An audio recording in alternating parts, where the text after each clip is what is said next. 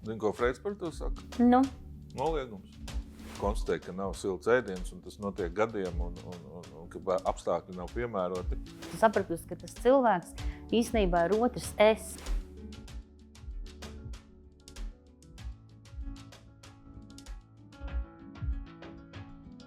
Tas Agnes stāsts vēl aizvien ir par to ticību un sirds siltumu un abrīnojumi, ka šo domu vēl var nest un nest, ja, kad ir šie ideāli pa visiem šiem gadiem nav pazuduši, kas arī raksturo Agnes pieeju tam ikdienas darbam. Sveicināt, Agnes, prieks, ka tu esi ieradusies, un tad divos vārdos saprot, tavs ceļš sociālajā jomā ir biedrība Dārdedze, samariešu krīzes centrs Sievietēm un bērniem. bērniem ar nosaukumu Māras centrs. Māras centrs tā jau ir vēsture, diemžēl. Ja? Un šobrīd tavas gaitas ir saistīts ar bērniem, bāriņiem, bērniem, kas ir bez vecāka aprūpes, kuru dzīves ceļš ir diezgan sarežģīts.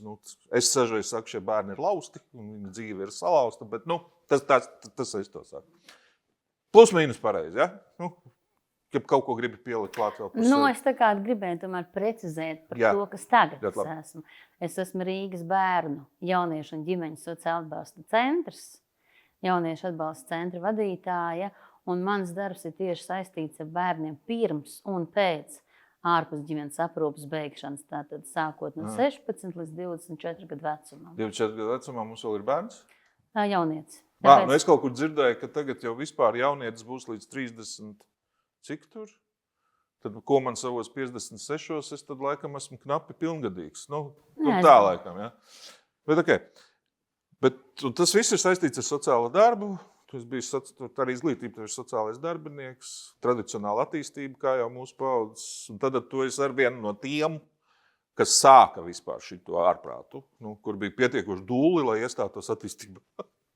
Diezgan dūli mēs bijām, es domāju. Kas tev aizved uz attīstību? Stāstīšu to godīgo ceļu, kā tas bija. Nevajag godīgo, man vajag patieso. Patieso ceļu. Jā. Tātad tie bija tie gadi, kad ļoti populāri parādījās karjeras konsultantu centri. Un es pirmo reizi aizbraucu VF kultūras pilī, bija tāds liela zāle, pilns ar cilvēkiem, tur mums tur loģikas sapļi un trīsstūri. Un visas dienas garumā bija tā kā testēšana atbilstoši kāda profesija tā kā man derētu. Un viena no profesijām bija sociālais darbs tieši attīstībā.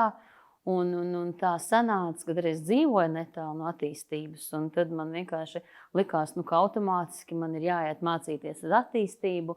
Un tie bija tie gadi, kad negribēja ņemt cilvēkus pēc vidusskolas, jo kā mēs būsim sociālie darbinieki bez pieredzes, un kad ņems tikai cilvēks, kam ir pieredze, medicīnā, kaut kādā, jebkurā citā profesijā, bet cilvēka pieredze, un toreiz mēs kaut kā izcīnījām, ka mūs tos pāris cilvēkus ar vidusskolas izglītību tomēr Tu esi cīnītāji? Es noteikti, jā, un tad tā arī bija 96. līdz 99. gads, es mācījos attīstībā, un bija milzīga pieredze, sākot ar visādām praksēm, kas tajā laikā tika nodrošināts daudziem kolēģiem bija ārzemes. Es sāku Anglikāņu baznīcā, Veco ļaužu dienas centrā, sāku ar veciem cilvēkiem, jā. Tu esi gājuši tā kā atpakaļ? Jā. No veciem cilvēkiem uz bērniem? Tagad, jā. Jā, par to es domāju. Tā. Okay. Bet paskaties tagad, kas bija tie ideāli, ar kuriem mēs sākām? Jūs, tā laikā mēs bijām tavuprāt. Noteikti tas pats tā kaut kāda glābšana, tie bija kaut kāda mūsu ideāla palīdzēšana, izpalīdzēšana, būt pa priekšu kaut kur kādam. Es domāju, ka tie bija tādi ideāli palīdzēt, jo, man liekas, man tā palīdzēšana visu mūžu bijis arī pirms tam, pirms augstskolas, un arī tagad man tāda viņi ir. Un pa lielam man ideāli nemaz baigi nav mainījušies, jo es sevi uzskatu par cilvēku tādu, kas par visiem citiem vairāk padomās un palīdzēs un atradīs to vietu, kur palīdzēt, kā labāk. Tādi ir tie man ideāli joprojām. Tas ir kaut kā man sasaucās, tā tīri rezonē, tas negluži tieši par tevi, bet tas, ko tu stāsti par to, ka kaut kā tā vispār no to pasauli kaut kā noturēt kaut kādā līmenī. Ceļš, protams, pēdējo 5 gadu, 6 gadu laikā tas ir ļoti būtiski, ja sākot no Covid, turpinot ar karu un vispār viss tas, kas tagad sajūg, ir ļoti, man liekas, ir tie cilvēki, kas grib noturēt pasauli kopā, nevis šķelt viņu turpināt šķelt un meklēt to kopīgo, ir tā ļoti, tiešām ļoti ideāliski un ļoti nepieciešami. Tā pašā laikā bērni, ja? Pēdējais gadi ir tiem bērniem. Bērni ļoti emocionāli. Kas tev liek izvēlēties, manuprāt, vienu no smagākajām sociālā darba jomām? Pie tam vēl bērni, un pie tam vēl bērni bāreņi, un pie tam vēl ar visu to viņa individuālo stāstu. Kas ir tas? Kas tev dzen uz priekšu? Zini, kā es gribu teikt, ka tomēr bērni nav tā pati un jaunieši smagākā tā sociālā. Tas ir mans. Tā mana pieredze tomēr ir bijusi ar krīzēm, kas ir bijuši pieaugušām sievietēm, ar nenormālo vardarbību viņu ģimenēs, līdz slepkavībām, līdz slāpekļa. Māras centrs. Un tas, man liekas, bija vēl drausmīgāk. Jaunieši savukārt un bērni ir tā mūsu nākotne, viņi ir mūsu tagadne, un tāpēc būt ar viņiem kopā ir daudz forša. Un tas, ka tu saproti, ka tu viņiem vari sniegt to atbalstu, palīdzību, jo es tomēr joprojām gribu pateikt, ka es strādāju no tiem, kas ir no 16. Man mazāk ir tie mazie bērni, bet kas man šobrīd ļoti tā kā liekas interesanti, ka tie bērni, kas bija mazie bērni, kas pie maniem dzīvoja Māras centrā, viņi šobrīd ir mani tie lielie bērni.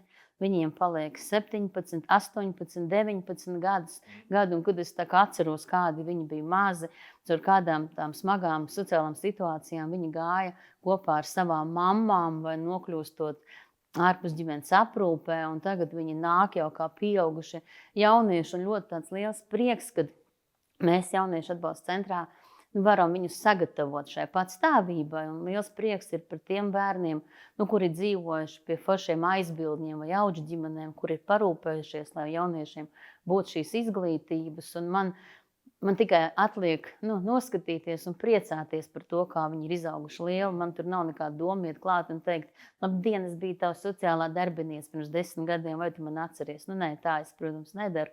Bet ir forši tas, ka tu redzi, kādi viņi ir. Bet citi mani atpazīst. Pienāk man klāt un saka, tu gadījumā nebija man sociālā darbinieca Māras centrā vai darbdedzēja? Es saku, jā, biju. Tas tāds patīkam. Un es gribu teikt, ka tā nav smagākā mērķa grupa, jo, kas ir interesanti, tad, kad tie bērni ir vecumā līdz tiem 18 gadiem, liekas, tur grūti bērni, grūti audzināmi, neklausa, kas tad ar viņiem būs lielajā dzīvē. Bet es par šiem gadiem, kamēr strādāju jauniešu atbalsta centrā, sapratusi, ka tā pilngadība, viņa, protams, ir juridiska, bet arī kaut kas notiek bērniem. Tomēr notiek. Notiek kaut kas, un viņi saprot, ka vairs nebūs iespēja papīkstēt, tur iedod man zupu vai, cepumu, šodien neaiziešu uz skolu, bet viņiem tā pilngadība kaut kā iestājās, ne visiem, bet lielākai daļai, un ka viņi ļoti veiksmīgi, lielākā daļa spēja dzīvot patstāvīgi, īrēt, mācīties, strādāt, par to tāds. Bet tad es nesaprotu, klausoties tevi, un man nav iemesls tev neticēt, ja? Un es arī netaisos pārbaudīt. Bet tas, ko es dzirdu, tur iestādes, viss ir slikti, viņi nav gatavi, viņiem viss ir tur salaisti, nolaisti, nemāk kartupeļus notīrīt, nemaz nerunājot par to, ka mēbeles nopirkt. Nav gatavi dzīvi. Tu man tagad stāsti kaut ko pavisam citu. Es stāstu patiesību, kāda ir. Manā tā kā skatījumā, es šobrīd, protams, atbildu par Rīgu šobrīd, par Rīgas pašvaldību, jo tad, kad mēs ar jauniešiem sākam jau tajos 16 gados iepazīties, mēs taisam nenormāli daudz visāds atbalsta grupas, iepirkšanās prasmes, tāpat ēst gatavošana, veļas mazgāšana, veļas locīšana. Mēs mēģinām maksimāli daudz paši iesaistīties darbinieki, kā arī aicināt speciālistus no malas, kas jauniešiem to māca. Un tas ir pilnīgākās muļķības, ka jaunieši nemāk. Viņi māk daudz vairāk nekā mēs. Es domāju, viņi māk arī. Bet tu runā par tiem jauniešiem, kas ir jūsu Rīgas centrā, vai tu runā par jauniešiem, kas ir Rīgas bērni, bet dzīvo arī kaut kur pie auģu ģimenēs. Par viņiem visiem. Par visiem. Par visiem. Jūs tā kā par visiem. Par visiem bērniem, kas ir Rīgā bijuši, tam, kas šobrīd mācās vai dzīvo Daugavpilī, Piebalgā, Līgatnē, man ir Naukšanos. Jūs visus mācat? Visus, cik varam mēs mācam, jā. Tik mācat, ok. Priekš kam tad ir auģu ģimenes? Viņi arī kaut ko ir ieguldījuši, tā gluži nav. Un jūs vēl mācat? Mēs vēl mācam. Tā kā mēs darām dubult darbu? Nē, nekas nav dubults, es domāju. Nē. Mācīt nekad nav pa maz, ja? Jo šobrīd mēs kopš pagājušā gada realizējam MK857 noteikumus, kur ir prasība, tā kā nevis prasība, bet viens no noteikumiem tā kā mācīt jauniešiem dažādas prasmes, finanšu pratību, un tā ietveros mums sanāk noorganizēt tās grupas, un jaunieši pie mums brauc, pat no Daugavpils puisis brauc reizi mēnesī. Pirmkārt, tā viņam ir tāda socializēšanās, atbraukt, satikt citus jauniešus, izbraukt no savas pilsētas un satikties ar citiem jauniešiem, apgūt kaut kādas prasmes. Viņi sāk draudzēties savā starpā, un tas īstenībā ir baignais. Cik noteikumus vēl tu zini no galvas? Cik noteikums? Miniskabinē. Daudz nezinu. Pagaidām tikai šos tā kārtīgi es esmu apgūst. Atgriezamies pie sociālā, sociālā darba kopumā. Viņam ir jēga? Noteikti.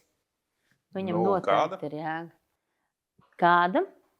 Es ļoti daudz par to domāju. Ir tas teiciens, kad sociālais darbinieks pārkāp robežas, darot ļoti daudz lietas, jauniešu, klientu, sieviešu, ģimeņu, tā kā vietā. Un tad es padomāju par sevi, cik bieži vien man ir situācijas, kurās es būtu priecīga, ka man kāds palīdzētu. Piemēram, ieteiktu, izdarīt, salūz man veļas mašīna. Man tik grūti ir piezvanīt, pieteikt to meistaru. Man liekas, būtu kāds manā vietā to izdarījis. Es vēl samaksātu pati, par to pakalpojumu.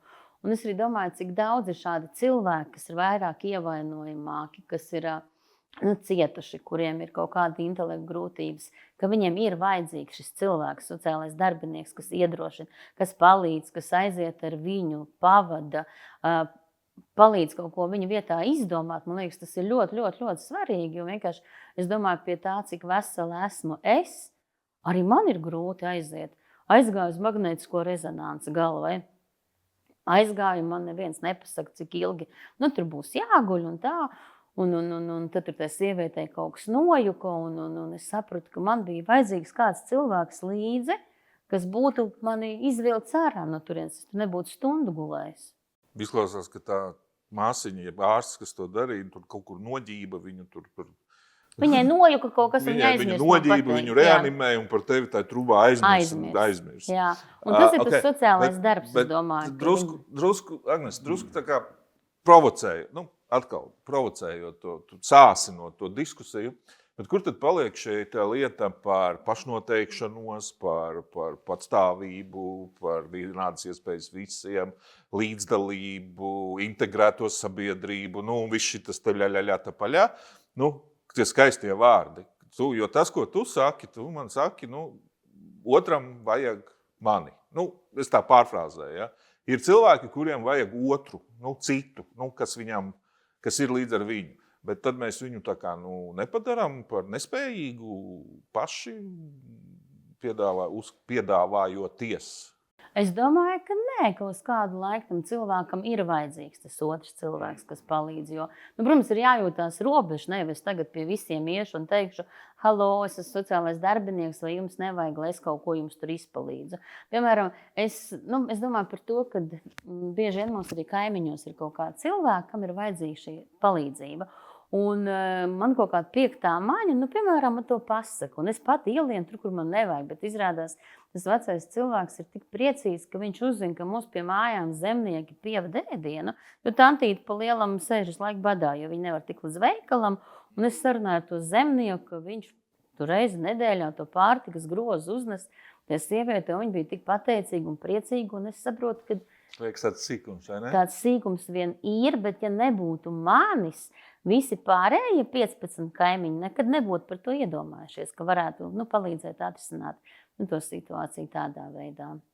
Un vēl, zin kā ir, Man bija sieviete, kura nekādīgi nevarēja novērst saviem bērniem, piemēram, to, ka viņi būtu tīrīgi. Nevis tīrīgi, bet tīrās drēbēs staigātu.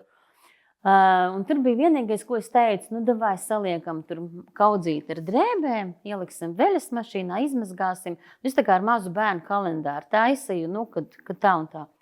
Bet es saprotu, pagāja mēnesis, un es saprotu, ka viņi ir neapmācāma. Nu, kad tur kaut kas bija tāds, ka, nu, es pat ar psihologiem bieži vien konsultēju, es saku, kas tāds ir? Es saku, es viņā pilnīgi saulīti ievelku par to, ka viņi ir izmazgājis bērnam drēbes un bērns ir aizgājis tīrs un pēc mēneša nekas nedarbojās. Nu, tā, diemžēl cilvēki mūsu apkārtnē. Vai tas mašīna vispār viņai bija? Viņa tajā laikā dzīvo krīzes centrā pie manīm, un viņai bija veļas mašīna toreiz. Jā, man nāk prātā no manas pieredzes, ka mums tur bija vesels hipišāra ģimeni, kur nav silta, nu, kur konstatē, ka nav silts ēdiens, un tas notiek gadiem, un ka apstākļi nav piemēroti.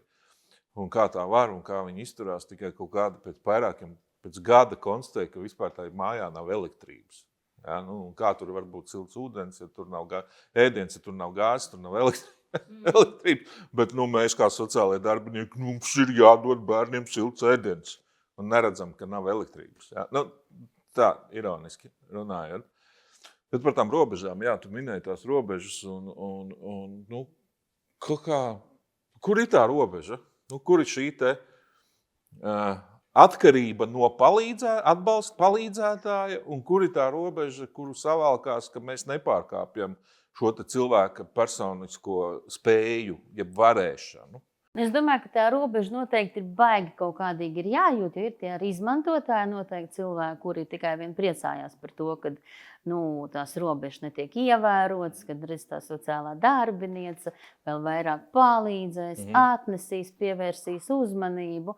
Bet es domāju, nu, ka es nezinu, es ar savu pieredzi, man liekas, kas man ir, kad man liekas, ka es to jūtu, bet ļoti bieži ir bijis gadījums, kad arī mani klienti pārkāp manas robežas kaut kāds, un par to es bieži vien esmu tad arī supervizējusies un mēģinājis saprast, kas notiek ar mani, un tad es esmu sapratusi, ka tas cilvēks īstenībā ir otrs es, nu, kurš rīkojās kaut kā līdzīgi, kam viņš man varbūt vairāk iepatīks ar savu uzvedību, un es saprotu, ka tiem cilvēkiem ir ļoti viegli pārkāpt manas robežas, bet tā kā gadiem šajā jomā strādājot, nu, mēs tomēr paši arī vēršamies pie profesionāļiem, lai iemācītu tās robežas tā kā novilkt vai, novilkt. Vienkārši arī, nu, tas robežas to novilkt, tur runā par tādu arī patstāvīgu mācīšanos, izaugsmus.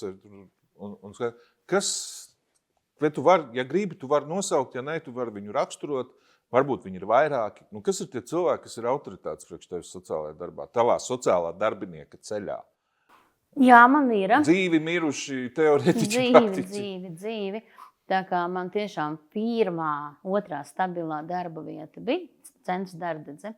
Tad mans sociālais darbinieks ir Laila Balode, kura mani paņēma. Laila, čau!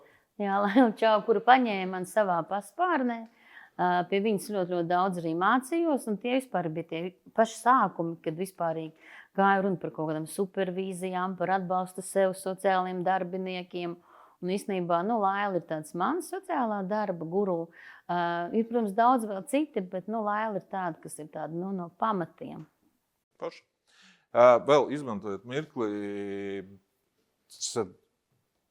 mēs atgriežamies 2 teikumus atpakaļ.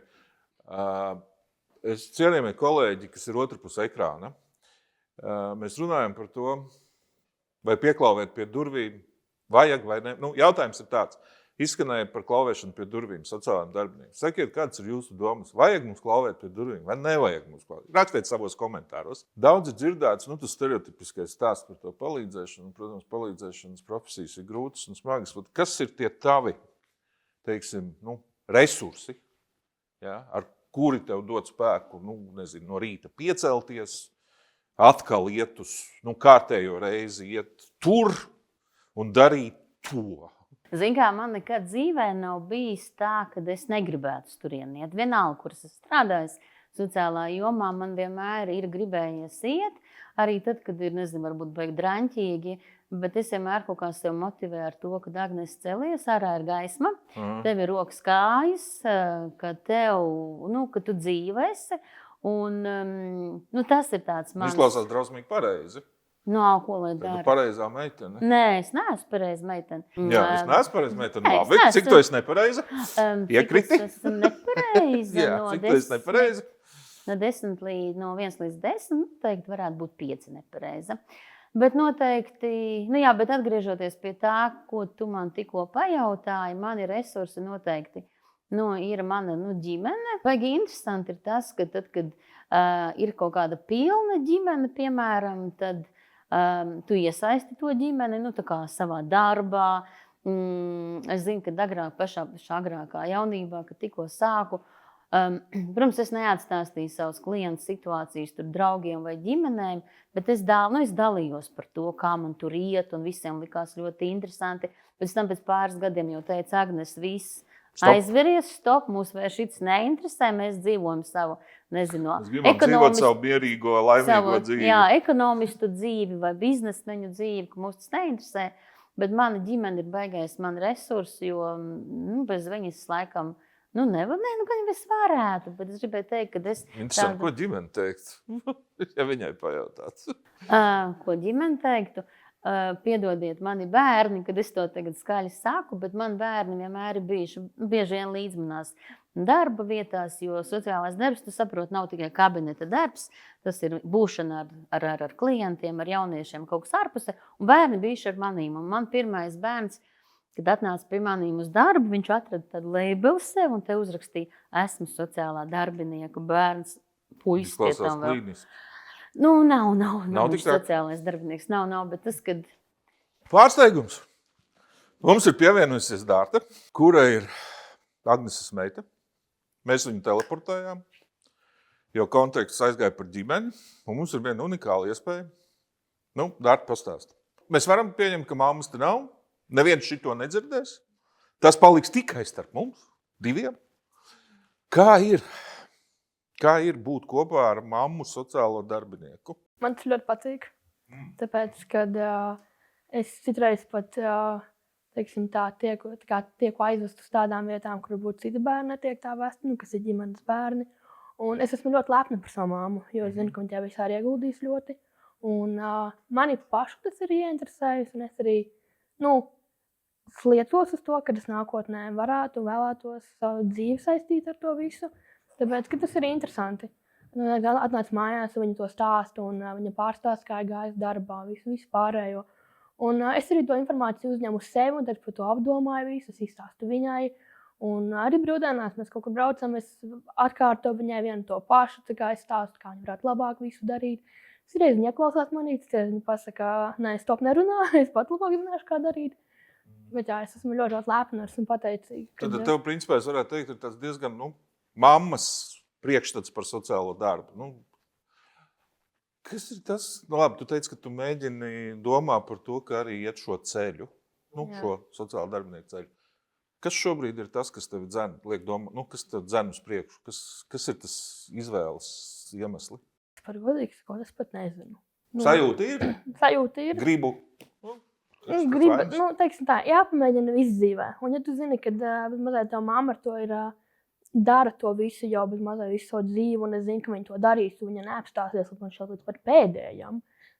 Kad tā varbūt ir kaut kāda mana mazā motivācija, ka viņa iet uz priekšu, viņa dara, kā viņa pat ceļās, ka viņa no rītiem ceļās, un viņa saka to, ka viņa rokas kājas ir, un ka viņa iet un to dara. Un es saprotu, ka jā, tā kā man ir no mammas daudz kas, un es no Tu esi gatava no rīta celties, iet, jā. Darīt, glābt šo pasauli, lai viņa paliek vesela un kopīga.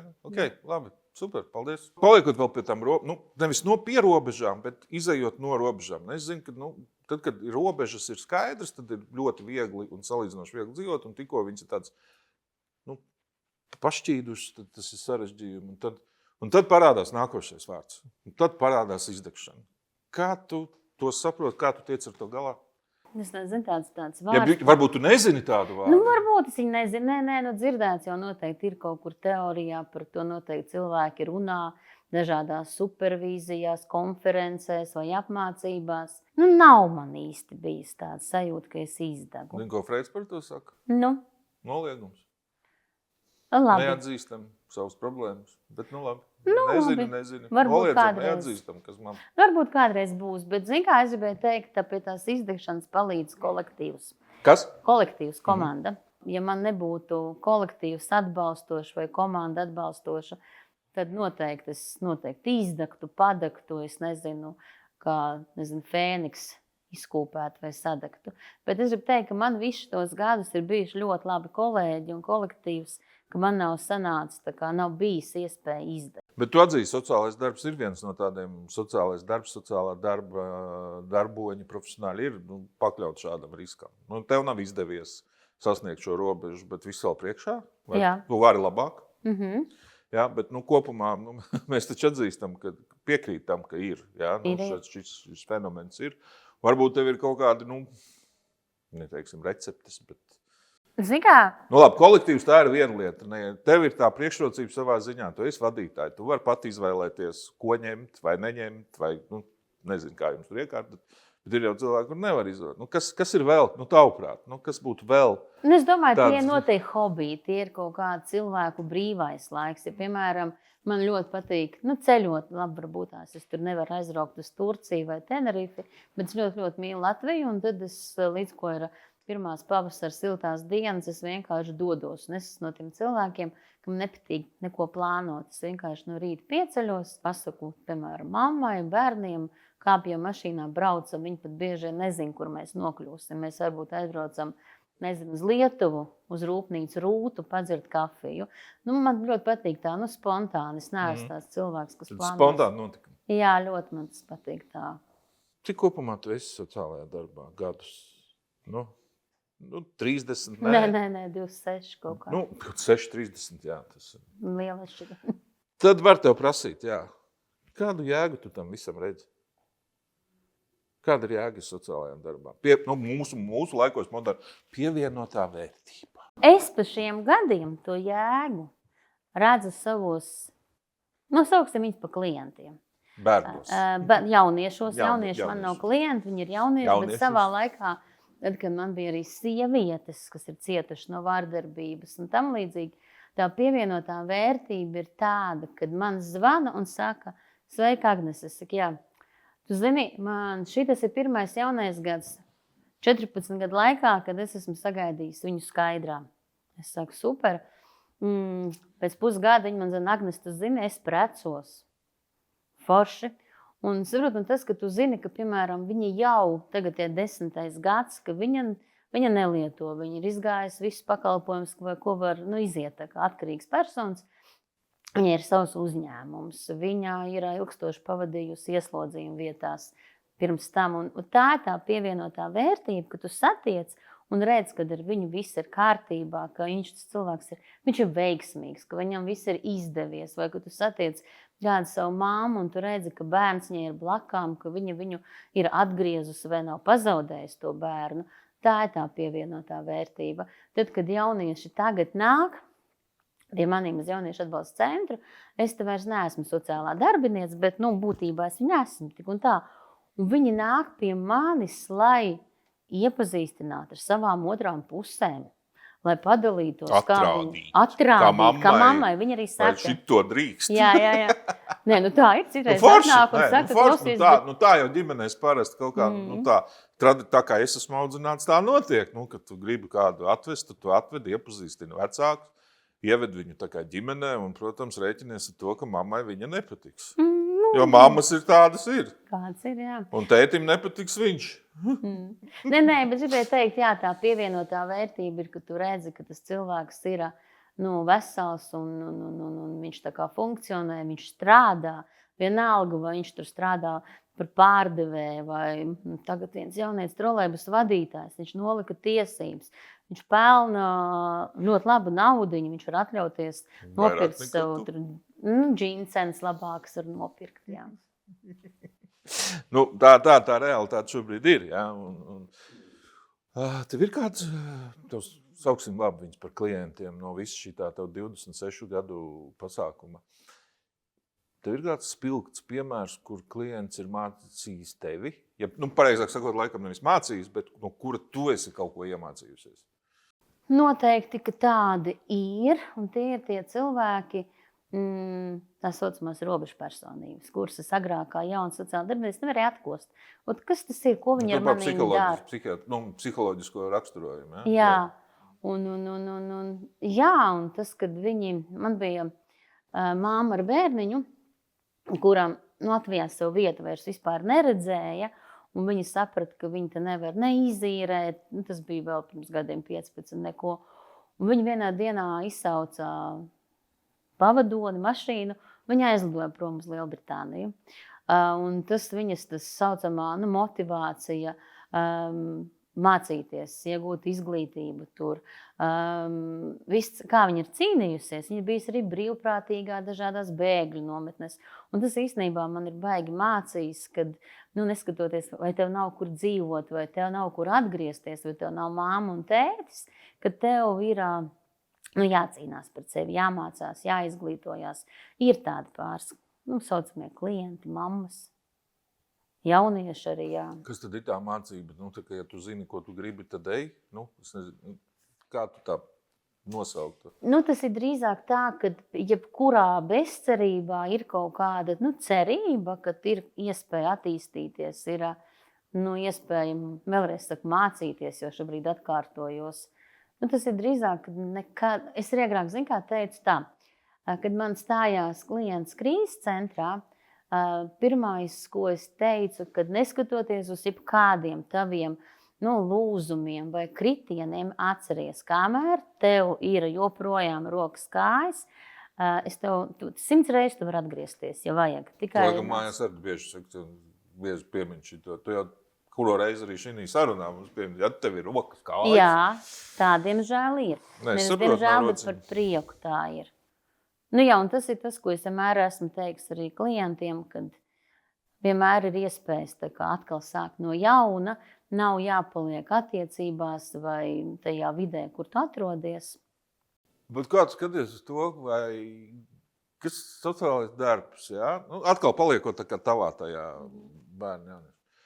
Īstenībā mēs kā sabiedrība, kā pasūtītāji, mēs vispār zinām, ko mēs gribam? Par kuru sabiedrību tu domā? Tiem, kuri zina, kā ir pareizi. Es nerunāju par profesionāļiem. Es domāju, tev kā, kurš ikdienā dzīvo, tā filozofija ir tāda. Sabiedrība dod kaut kādu pasūtījumu, un šī segmentā pasūtījums ir tāds, lai mēs rūpētos par bērniem.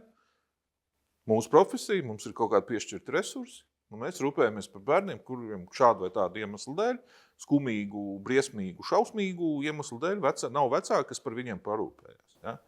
Sabiedrība mums ir deleģējusi šo pienākumu, bet sabiedrība zina, ko viņa grib. Kas mums ir jāsasniedz?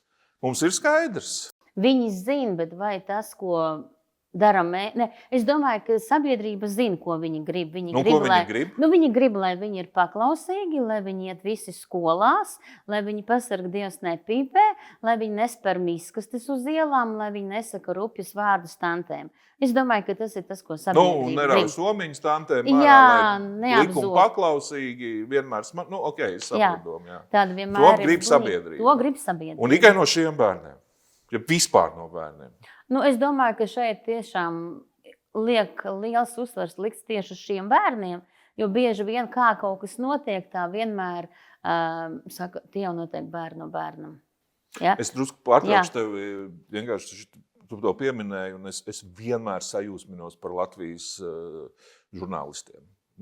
Varbūt, kur sauc sevi par žurnālistiem, jo tikko ir kāds notikums, kur ir kaut kāds, skumjš, bēdīgs, traģisks stāsts. Pirmais, uz kurien viņi zvana, ir uz sociālo dienestu. Vai šī ģimene bija jūsu redzeslokā? Mēs kā idioti arī stāstam viņiem. Viņi ir manuprāt, jāpatriec 3 mājas tālāk un jānoliek klausuli, un lai viņi dara, ko viņi ir. Un mēs vēl stāstam, jā, bija, nebija. Labi, es drusku novirzījos no tevi. Bet, sabiedrība grib tādus, balts pūkains. Un it sevišķi, ja kaut kas notiek, tad tie jau noteikti nav ģimenes bērni, tie ir tie tur. Tie tur, jā. Jā, tā okay. ir. Origo, jā. Bet īstenībā... Bet pie Origo taču arī no ģimenēm ir bērni. Tur jau nav tikai Tur ir arī no ģimenēm. Nē, tur ir tie arī no ģimenēm. Bet, zinu, ko es gribu teikt, strādājot sociālā jomā tieši ar bērniem jauniešiem, man kā sociālam darbiniekiem drošākā vieta ir Origo. Tāpēc, kad viņi pazīst mani. Jā, saprot, un es tur jūtos baigi forši. Tu esi savējā. Jā, un es ļoti reti tur esmu, bet bija tā, ka vienā gadā braucu no Ikšķilas, no Bermudu 2 tur koncerta, tur pavasaris agrs un jāskrien uz pēdējo tramvaju. Un es domāju, kā būs, kā nolaižos no perona. Čau, Agnese, čau, Agnese, čau, Agnese. Un šitā tev tik mierīgi tu aizēji, neviens tev ne somiņu izrauj. Kur ir sāls, ko viņi tur dara? Ko viņi tur dara? Nē, es zinu, viņi tur tusējās. Nē, es neprasu par to, ka viņi tur... Tas jautājums bija tāds pārāk primitīvs, tā dziļai domai, ko es gribu saprast. Ja? Protams, ir skaidrs, ko viņi tur dara. Tusēji, iedzer kaut ko, normāls tusiņš. Normāls, varbūt negluži normāls, laikam nenormāls. Bet kas ir tas iemesls? Kas tajā vietā ir? Kas tur ir pievilcīgs? Kāpēc tieši tur? Kāpēc ne pie Saimas? Kāpēc ne pie baznīcas? Tur taču vēl, es nezinu, kas tur vēl tuvumā ir. Kāpēc ne Vērmaņu parkā? Ir arī Vērmaņu parkā. Nē, labi, es zinu, manā jaunībā bija tur drusku sadalīti rajoni, kur bija droši, kur nebija droši, kur farcovšķiki, kur bandīti, kur varēja arī apzakt un kur neko, ja? Kur varēja pa mutu dabūt un kur varēja nedabūt pa mutu. Bet, kas tajā Origo ir? Ko viņi tur meklē? Pirmkārt, man liekas, tas jau ir vēsturiski jau aizgājis, ka tā ir tā vieta, par ko mēs visi runājam, jā, ka tur jau viņi ir, tunelis, tur ir WC, tur ir Narvesen kioski, tur tiešām ir vieglāk nozagt, tur var uzlādēt telefons, bet man jau liekas, ka mēs arī baigi jau pieaugušie un sabiedrību kultivējam. Origo, un viņiem liekas, tas baigi forši. Jāapstās, kas tur notiek, un tā viņi tur arī visi tusē. Mēs paši, tā doma jau, protams, ir tā, ka mēs kā pieauguši ar tādu negatīvu noskaņu par to runājam, bet īstenībā mēs radam reklāmu un viņi tur iet, jā. Viņi tur iet, jo tur ir savējie. Tur viņus sapratīs. Tur viņus pieņems. Okay. Tad, ja es gribētu teikt, to, ko mēs kā sabiedrība neņemam, mēs nepieņemam šos bērnus. Mēs gribam viņus, mums ir ērtāk viņus izstumt. Tā varētu teikt? Jā, labi. Tos nepaklausīgos, nebaltos ne pēc krāsas, bet nebalti pūkainos. Mēs vienkārši viņus izstumjam, un tas, kas viņus paņem, ir Origo. Rīgā. Es domāju, katrā pilsētā. Katrā pilsētā noteikti ir savs Origo. Kaut kāds. Jā. Bet tad ir sanāk kaut kāds absurds. Pagaid, paskaidro man. Mēs runājām, ka mēs kā par to pasūtīt. Mēs kā pasūtītāji, kā sabiedrība, gribam baltus, paklausīgus bērnus. Bet tai pašā laikā mēs kā pasūtītāji radam Origo bērnus. Ar to savu vēlmi padarīt viņus tādus, kādi viņi nav. Izklausās loģiski? Diezgan, man liekas. Tā ir. Tu pats atbildēji tikko. Tad, principā, ja es atkal tā vispārinu, tad visi. Mēs nevaram runāt bet tāda pieaugušo man ir savu teoriju par pilngadību un pieaugušo, pilngadīgo personu kopums principā rada Origo bērnus. Ko mums ar to darīt? Tev kā sociālais darbiniekam, kas ir recepte? Es nezinu, es domāju, ka varbūt tiešām tā ideja par to ielu sociālo darbu vairāk ir jātīsta. Iešana pie tiem jauniešiem. Bet naudas nav, bet jūs turaties. Naudas nav, bet jūs turaties. Jā, naudas nav. Bet zinu, ko es tikko atcerējos, tad, kad es teicu par to vēsturisko vietu. Toreiz tajos 90. gados, beigās vairāk, ja? Viens no maniem arī pētījumiem attīstībā bija ielas sociālais darbs. Un mums toreiz Lidijas kundze bija aizsūtījusi aptaujātos ielu bērnus, un tad jau mēs zinājām, kad mums ir jāiet uz dzelzceļa staciju, tad mēs zinājām, ka mums jāiet uz centrālu tirgu, bet tas bija kādi iedomājas jau, cik 40 gadu atpakaļ, tad 25, mēs varam jau runāt par paaudzēm, kas ir izaugušas stacijā. Jā. Un tad toreiz atceros, ka tos bērnus visus no centra veda uz Alises ielu. Kuras vairs nav. Bija tā dziesma smalzīgā, Igo briesmīga dziesma. Jā, un tad es biju atradusi savu intervijas ar tiem jauniešiem pat nesen. kur 8-gadīgs bērns dzelzceļa stacijā vienkārši ir aizturēts un pārvests uz Alisiju. Un tā jau bija visa Latvija toreiz. Tagad jau vairāk tie rīdzinieki, kas tur tusē. Bet, Klau, bet es saprotu, nekas nav mainījies. Nē, tas sanāk. Bet varbūt par ko mēs cepamies?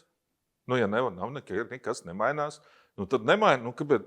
Mēs esam bezspēcīgi tā priekšā, atzīstam, ka mēs esam bezspēcīgi un liekam svētu mieru tiem bērniem. Tā arī gluži nebūtu pareizi. Nedara tā? Nē. Kaut kas jau ir jādara. Kaut ko dara visu laiku, bet kas? Bet Agnes, būsim loģiski cilvēki. Ja tu man saki 99. gadā, tu veic pētījumu, centrāla tirgus un stacija. Šodien ir 2025. Ir pagājuši 26 gadi. Mēs esam turpat, kur esam. Labi, šobrīd tie bērni ir ar mobīliem telefoniem. Toreiz viņiem nebija tik ļoti. Bet centrāla stacija ir tur, tirgus ir turpat un autoosti ir turpat. Un bērni ir turpat. Jā. Tad, kā? Ātrie pie viņiem aizbrauc, es saprotu, policija tur kaut ko savāc. Kāpēc tur ir vajadzīgs sociālais darbinieks? Varbūt tās, lai viņiem drošāk tā vieta būtu.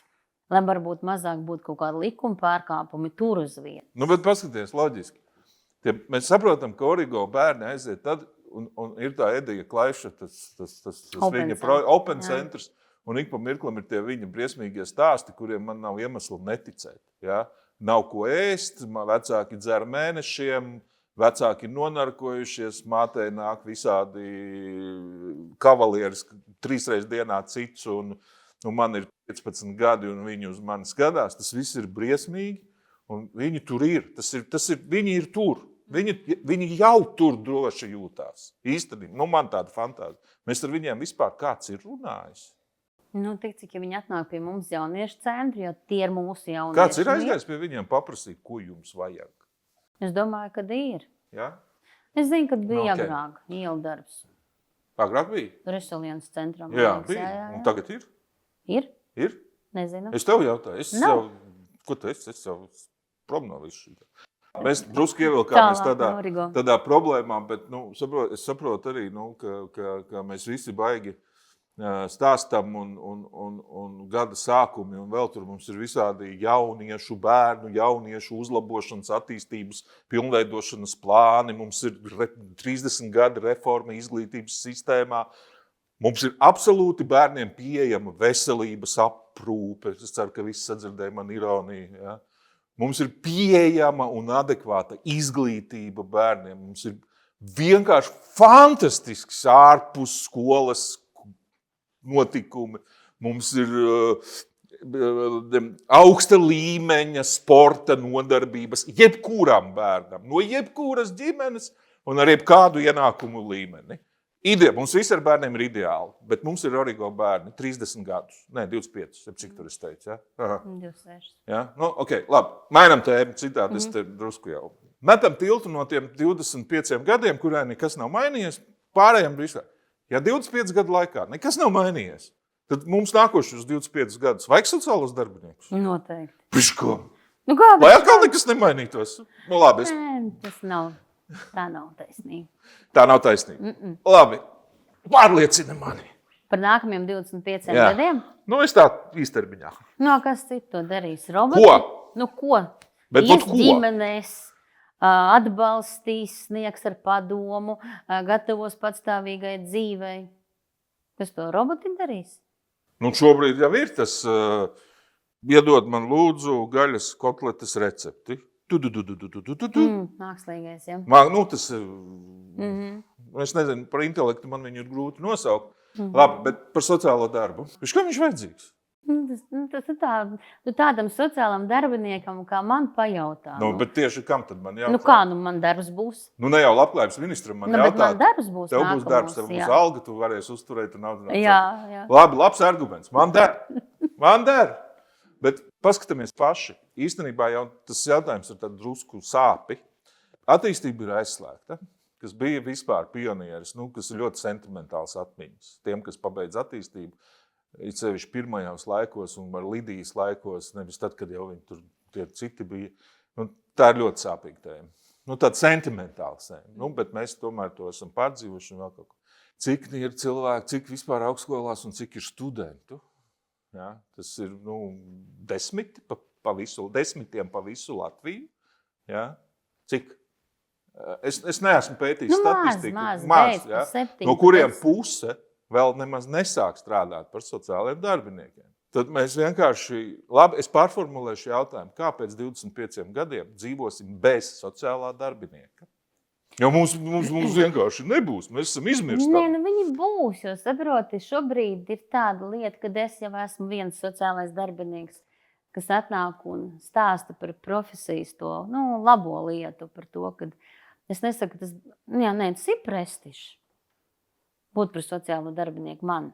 Un es tādā veidā ar sevi gribu pateikt topošiem sociālajiem darbiniekiem, ka tas ir to vērts, jo mēs jau tādā veidā tikai uzlabojam kaut kādu sabiedrības daļu, man tā liekas.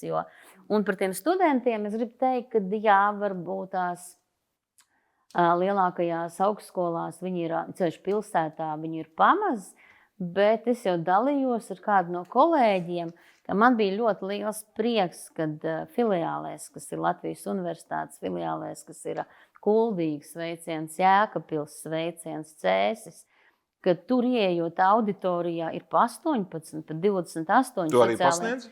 Es vienu gadu Latvijas universitātē man bija tāds izaicinājums apbraukāt šīs 4 filiāles un padalīties par darbu ar jauniešiem.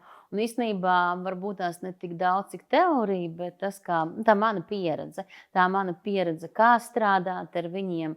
Mēs par gadījumiem daudz runājām, jo 90. gadu beigās, atceros, bija mūsu tēma augstskolā gadījumi, bet mums jau neviens gadījums nedeva, jo nebija tādu.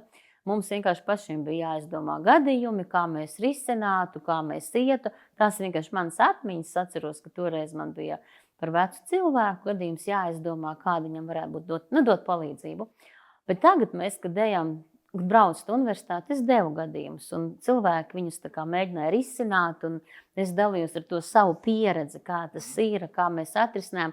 Un man liekas, ka tieši tādus praktiķus sūtot pie topošiem sociāliem darbiniekiem, tāda lielāka iedvesma viņiem ir mācīties un noticēt tam, kāpēc viņi mācās, kāpēc viņi kļūst par sociālajiem darbiniekiem.